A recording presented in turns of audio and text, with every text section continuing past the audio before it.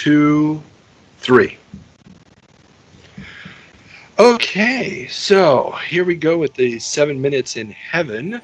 Now, just to set this up, just for everybody who's going to be watching this, I gave you a selection of very good games, and you wanted the crap.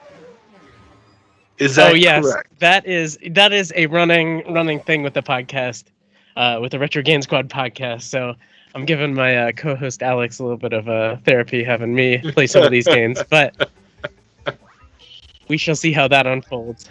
Yeah, I'm already at the main menu. The music is blaring. This is everything Andrew says. This is the most annoying sound since Jim Carrey in Dumb and Dumber. This is bad. This is really, really bad. I actually really like this. Oh, really? This is right up my alley. It's the right level. A, it's Star Wars, and B, it's just not serious. I have gripes. I'm gonna have gripes with the gameplay. I know I am, because it's. I don't know if the devs had a class in level design or not. But I mean, it looks good. It's definitely Star Wars, and I love like the little like chibi kind of big head design thing. It's interesting. Gotcha. Well, and I mean, we have to remember this is a 2001, so it's 2 years after Episode 1. It's before Episode 2 comes out. Mm-hmm. So I mean, yeah, I guess we're in full.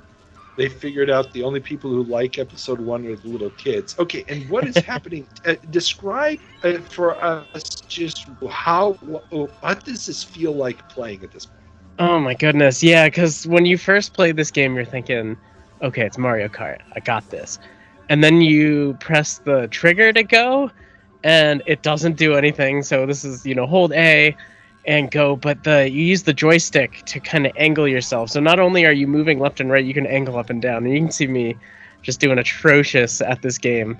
There's a jump button with one of the triggers, which I just found.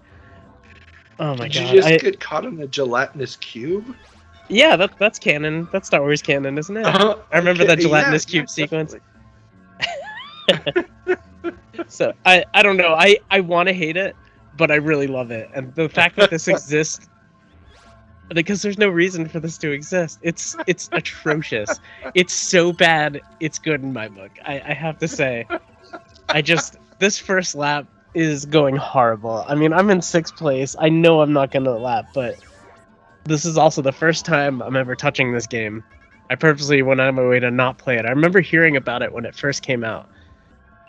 A long time ago. Yeah, back when you get the little promos and like your McDonald's kids' toys. Oh my God.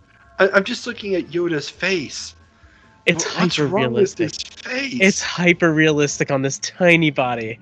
It is the right mix of what I wanted for. Look at his ears flapping in the wind. They clearly had fun with this game. that was nightmare fuel, dude. I love it. I love it.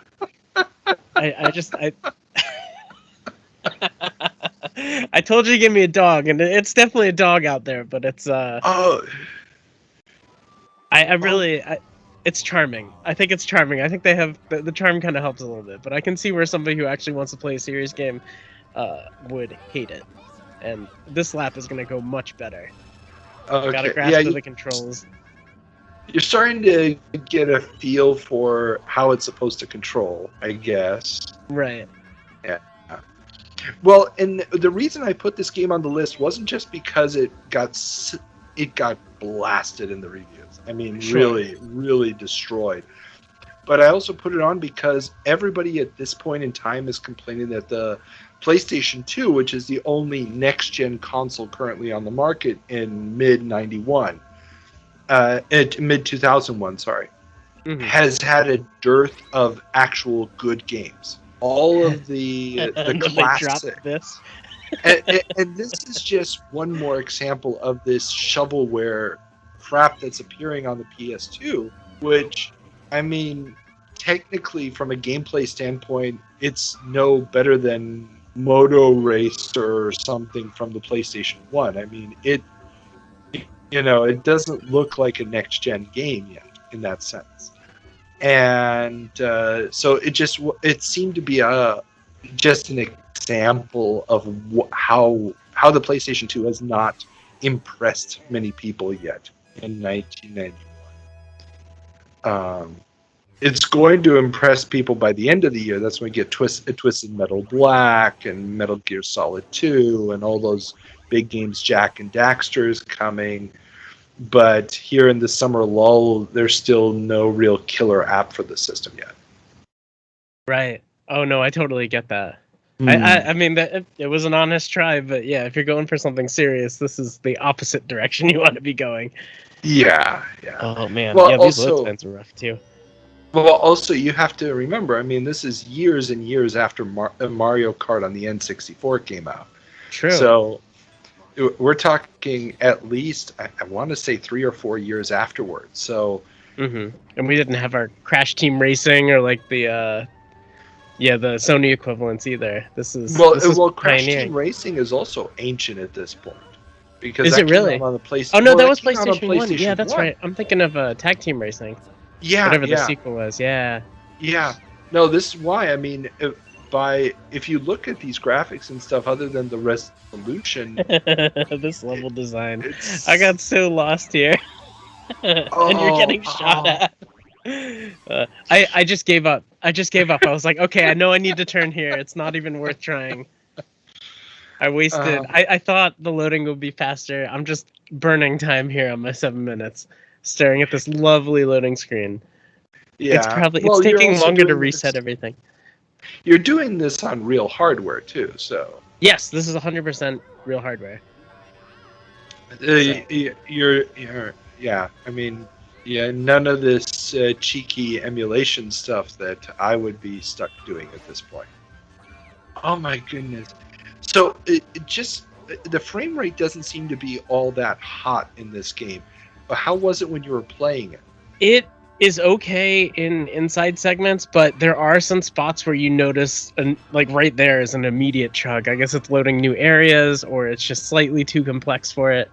I mean, I'm sure this wasn't super optimized when it came out. And that's also the end of the 7 minutes. 7 minutes. Okay, well, what would be your final thoughts on Super Bombad Racing? I like it because I'm weird, but it's not a good game. Not a good game at all. If you find it at a flea market for like $1, definitely pick it up and try it because it's fun to relive. Episode 1 has not been out for so long it's been out for long enough that it's fun to relive those memories. But at the time, I definitely would have been like, "What is this junk? This is total shovelware." And that is what all the reviewers said at the time as well. So you're in good company. Okay. I appreciate it. I feel for you. Yeah. Yeah, that's some chugging frame rates right there. Wow. Ooh, you almost got passed by Jar Jar. That would have been sad. I did have to finish out this lap because I did enjoy it. I don't know if I'm gonna play it anymore, but I'm glad I have it. Well, at least you didn't have to play time. That's right. I get stuck on a tree. Oh my goodness. Oh.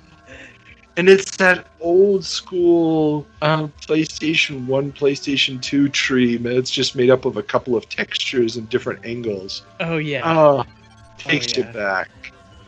Wow. Yeah. Love to hate to see it. Sorry, I'm just gonna watch this to the end now because this is kind of. It's okay. It's such a train wreck, and it turns into such a train wreck. Oh, you kept playing it after this level, or? No, I just finished out this. Yeah. No, it's the major flaw of any racing game if you don't know where you're supposed to go next. Because this just looks confusing. I'd have no idea. I mean, yeah, occasionally you see the arrows, but where, what's the direction, what's going on? There's way too much of that in here. Yeah, I'm also putting myself in my shoes that the age I would be when this game would have come out. So this would have been one of the few games that I had played it over and over. So it's fun to Again, fun to relive that. I think this game's better revisiting it than it is when it came out. Well, but you didn't play it before this, right? I did not play it before this. No, not at all. But I'm also got the rose-tinted glasses for, old PlayStation and earlier era games. Because I remember playing the original Episode 1 game, the one that was based on the movie and not this like silliness. And I never did play that. I just remember the reviews being absolutely god awful for it. It's really bad. It was cool at the time too, because you also approach it from the, hey, I saw the movie and now there's a video game of it, so it goes both ways. But in the end of the day, when you step back on that game, it's not very good. I would much rather play this, because at least this isn't trying to be serious. Yeah. Well, at least back then when Episode 1 came out, we had both the movie game and the racer. And the racer was the saving grace of the two. Oh, I remember, a lot of time behind the racers. The N64 one, you could take the two controllers and control. I thought that was super cool at the time. It still fascinates me, but yeah. Yeah, no, that was I still remember I was in New York the day that the toys launched. Okay. And it was pure coincidence, and we're walking down the street and we see all these people with these giant black FAO Schwartz bags with the movie logo, with the the artwork with not Obi-Wan but Qui-Gon Jinn and stuff on there. And I asked people what's going on. They're like, oh, the Star Wars toys came out today. And this was, of course, before the movie came out. Oh, true. So we went to FAO Schwartz, and they had an N64 set up in the basement, and it had Racer on it, and that's when I got to play Racer for the first time, and I was like, okay, cool. This is pretty cool. I remember losing my mind when you'd unlock the Naboo Racer in Rogue Squadron 2. That was really cool. Yeah. That was way ahead of time. Well, that was also because they had what was it? Star Wars Starfighter was also coming out from Factor 5. Mm-hmm. Oh yeah, totally. The same model that they were using in that. Oh, try again. You made Yoda sad. Why did you make Yoda sad? I don't know, but let's be happy person again. Makes Yoda sad and put this guy to rest. Okay, let's call it a day on that.